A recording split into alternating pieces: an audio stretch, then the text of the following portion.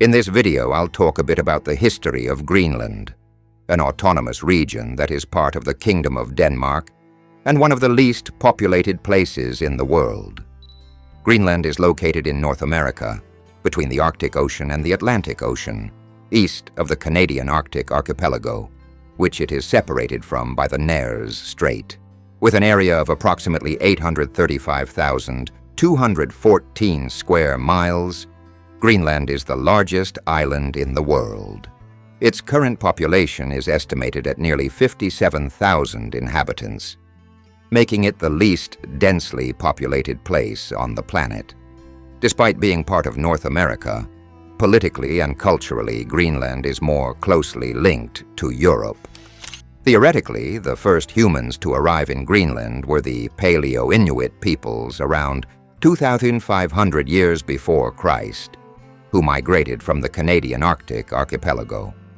These peoples were responsible for starting the Sakak culture, the oldest known archaeological culture in southern Greenland, which lasted from 2,500 to 800 before Christ. Later, these same peoples gave rise to the first independence culture, which existed in northern Greenland from 2,400 to 1,300 BC.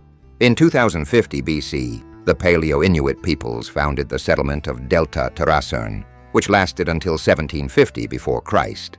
When the first independence culture disappeared in 1300 before Christ, the Sakak culture prevailed in its place. Around 800 before Christ, the Sakak culture disappeared, and two new cultures emerged: the second independence culture in northern Greenland and the initial Dorset culture, which emerged in western Greenland and later expanded to eastern Greenland.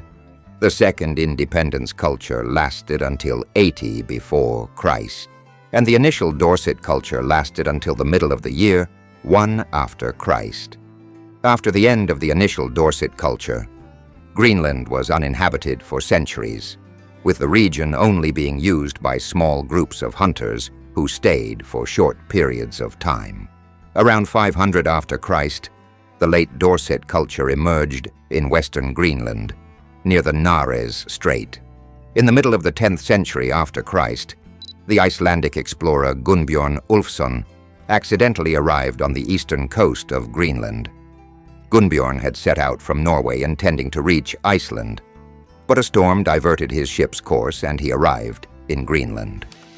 In the year 978, the Norwegian Snebjørn Galti Holmsteinsson led the first attempt to colonize the eastern coast of Greenland. However, this attempt ended tragically after internal conflicts resulted in Snebjørn's death. 4 years later, the Norse-Icelandic Viking Erik Thorvaldsson, better known as Erik the Red, who had been banished from Norway and also from Iceland after committing serious crimes in these two countries, decided to sail with his crew in search of new lands where he could live. Erik was already aware of Greenland's existence from the reports of earlier Nordic navigators. Thus, he sailed in the direction indicated by these reports and succeeded in finding the lands he soon insisted on naming Greenland. Yes, it was Erik Thorvaldsson who named this region Greenland in an attempt to attract more settlers, as Greenland suggests fertile land good for farming, something the Norse people highly sought. After spending 3 years in the lands he named Greenland, Erik returned to Iceland with the goal of bringing more settlers to the new lands. In Iceland, Erik told people how Greenland was good for farming and that they would be safe from the famine that plagued them in winter. Erik managed to convince several people, and when he returned to Greenland, he brought many new settlers who founded several settlements. This led to a considerable increase in the population. According to the Norse sagas, in the year 1000, Erik's son, Leif Erikson, made an expedition during which he sailed from Greenland and managed to reach Newfoundland in what is now North America. With this, Leif Erikson became the first European to set foot in America nearly 500 years before Christopher Columbus arrived. At that time, The Norse people had already established settlements along Greenland's southwestern coast, and the late Dorset peoples who had previously settled in the western part of the country had left the region. The economy of Greenland settlers during this period was based on hunting, fishing, farming, and raising some animals. Farmers raised cattle, sheep, and goats that were brought to the region to obtain milk, cheese, and butter.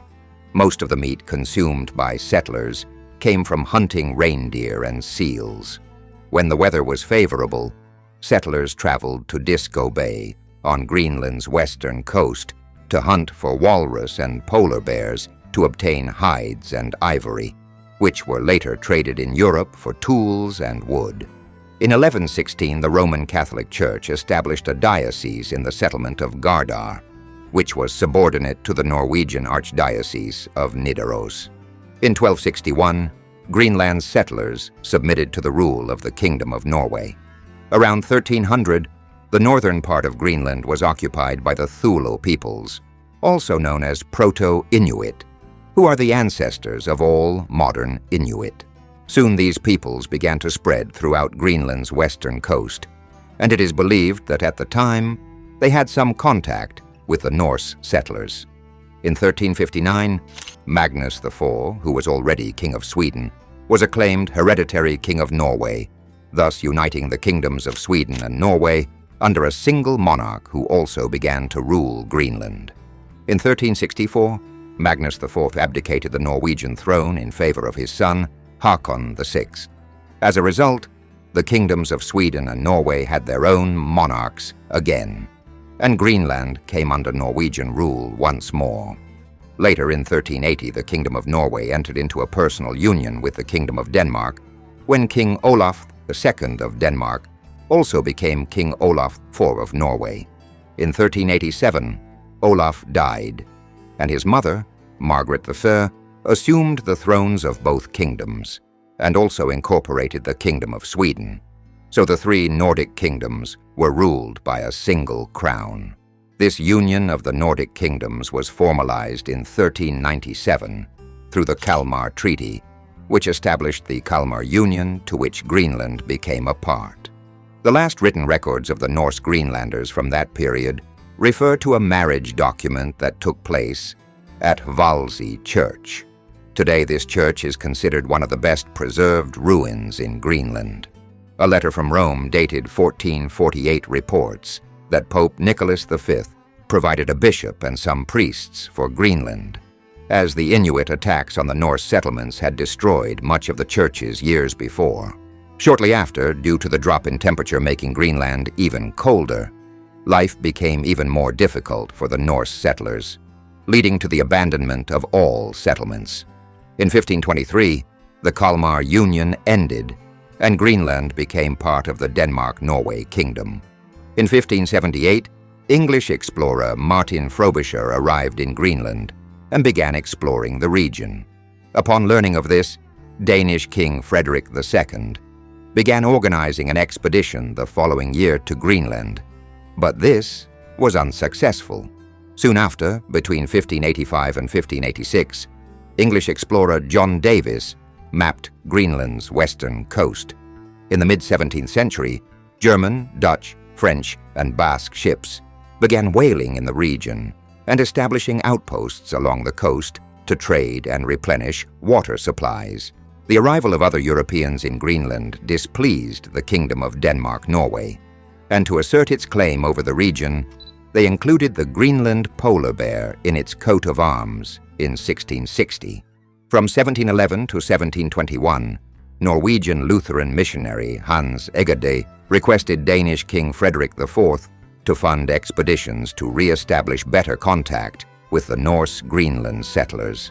Hans was responsible not only for spreading Lutheranism among the Norse settlers, but also among the Inuit peoples. He also established a settlement on Kangek Island, which he named the Colony of Hope.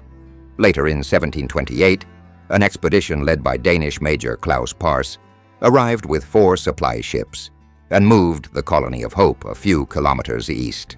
In this new location, Claus established a fort called Hopeful, which later became the city of Nuuk, the current capital of Greenland. Hopeful was thriving until, a few years later, due to a severe vitamin C deficiency, most of the new settlers began to die from scurvy, leading the few survivors to abandon the colony. In 1733, Moravian missionaries were authorized to start a mission on the island, and thus established a station in the abandoned colony called Neu-Herrenhut, which later became the nucleus of the capital. In 1773, the city of Godhavn was founded on Disco Island, and in 1776, the Kingdom of Denmark-Norway assumed full control over all trade in Greenland. In 1782, Greenland was divided by the Royal Greenland Trade Department into two trading regions: the Inspectorate of North Greenland with Godhavn as its capital, and the Inspectorate of South Greenland with Godthåb as its capital. In 1814, with Denmark-Norway's defeat in the Napoleonic Wars, the Kingdom of Norway was ceded to the King of Sweden through the Treaty of Kiel. However, Denmark retained control over its colonies, including Greenland. In 1861, the newspaper Atuagagdliutit was founded, the first newspaper in the Greenlandic language. In 1888, a group of 6 led by Fridtjof Nansen made the first overland crossing of Greenland, which took 41 days to complete. In 1905, the Kingdom of Norway gained independence from the Kingdom of Sweden and began claiming ownership of Greenland, as the island had belonged to Norway before 1814. This dispute between Norway and Denmark over Greenland lasted until 1933, when the Permanent Court of International Justice decided that the island's possession would remain under the Kingdom of Denmark. In 1940, during World War II, Denmark was occupied by Germany, and Greenland was isolated. Thus, as it was a strategic region, the United States took control of the island. In 1945, Greenland was returned to Denmark, but the United States and NATO began using the island as a base for operations. In 1950, the northern and southern provinces of Greenland were unified, creating the colony of Greenland. And from that moment, Denmark began investing more and modernizing the island. 3 years later, in 1953, Greenland ceased to be a colony and became an official part of the Kingdom of Denmark, including participation in the Danish Parliament. In 1973, Denmark joined the European Economic Community, which later became the European Union. This displeased Greenlanders, who felt that customs restrictions would be detrimental to them, leading them to demand more autonomy for the region to escape these future restrictions. Thus, in 1979, Greenland began to have local government, becoming an autonomous territory of the Kingdom of Denmark. In the same year, the city of Godthåb was renamed Nuuk and became the country's capital. In 1982, Greenlanders voted to withdraw the country from the European Economic Community, and in 1985 they left the bloc. Also in 1985, the country adopted its flag, designed by Thue Christiansen, which is still used today. After that, the country's government began to strengthen Greenlandic culture and reject Danish culture. In 2008, Greenland held a referendum requesting more autonomy in the country, and the following year, the Danish language ceased to be the official language in favor of the Greenlandic language. Currently, although Greenland is a territory of the Kingdom of Denmark, Greenland's international relations are largely left to the local government, although Denmark retains control over external affairs and defense. Although Greenland's territory is abundant in mineral resources, the island's economy is highly dependent on fishing. The country has a nominal GDP of approximately $3.08 billion. The GDP per capita is about $58,000, considered one of the highest in the world. Greenland's HDI is 0.808, also considered one of the highest in the world.